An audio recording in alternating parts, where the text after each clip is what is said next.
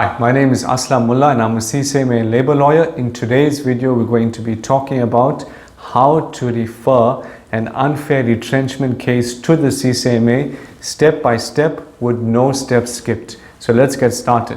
Before you actually rush off to the CCMA and open up your case, you need to check if your retrenchment was done the legal way and whether it was done fairly. In broad terms, this means two things. Number one, checking the reason for the retrenchment. That's very important. And number two, checking whether the correct procedure was followed in terms of the retrenchment process. So the first step was to identify if the employer used the correct reason for your retrenchment. Now, in terms of Section 189 of the Labor Relations Act, there are three primary reasons that an employer can use for retrenchment. Number one is financial, number two is technological, and number three is structural. If you want more information about the different reasons, check out my first video in the series which explains this in more detail. If the employer did not give you any reasons for the retrenchment, then there's a good chance that the retrenchment was done unfairly. The employer must stipulate a reason. So step one is to check the reasons for the retrenchment. Step two is to check if the employer followed the correct procedure for retrenchment. This involves checking whether Section 189 was complied with. In other words, in essence, did the employer give you an opportunity to participate in the retrenchment process? Did you all look at alternative options like taking a pay cut, working on short time, etc.? If you want more information on what must be discussed during consultation, check out video 2 of my series. This explains it in a bit more detail. Now let's assume that the employer did not consult with you in terms of Section 189 and simply told you that you retrenched, did not give any reasons, etc. How do you go about referring an unfair retrenchment to the CCMA? To open up a case, here are the following steps. Step one is to get your case registered.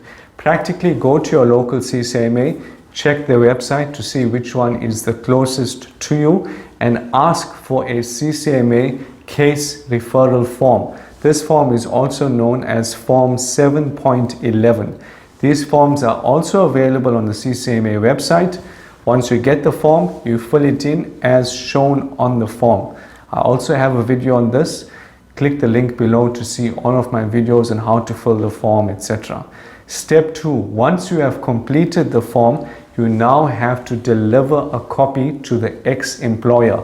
This can be done via fax, registered mail, and delivered by hand. I would suggest you deliver it by hand because then you have proof that you've delivered it.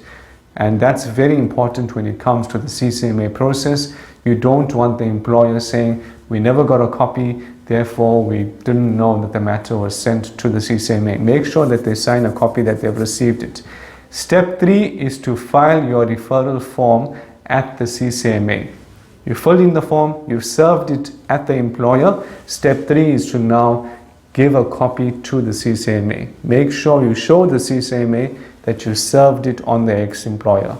Once you've done the process, you're now going to wait for a hearing date. The CCMA will notify you via SMS or email to inform you that the matter is now going to be proceeding to conciliation.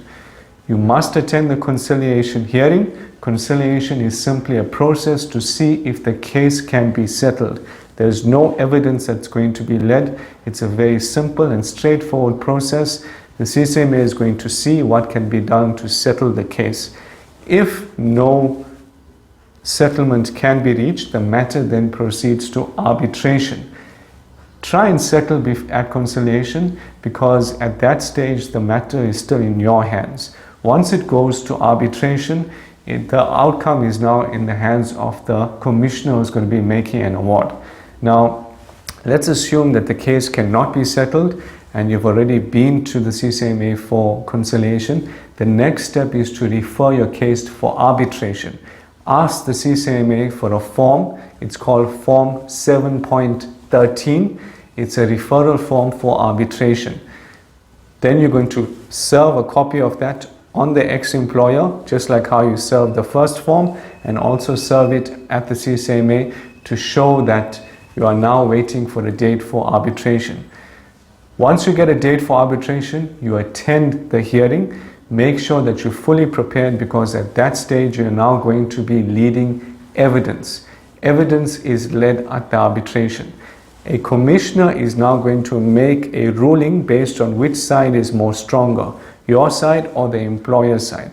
You need witnesses, documents, any kind of evidence to prove that the employer did not follow the correct process and did not follow the process outlined in terms of Section 189 of the Labor Relations Act. How long does it take before you get a ruling from the CCMA?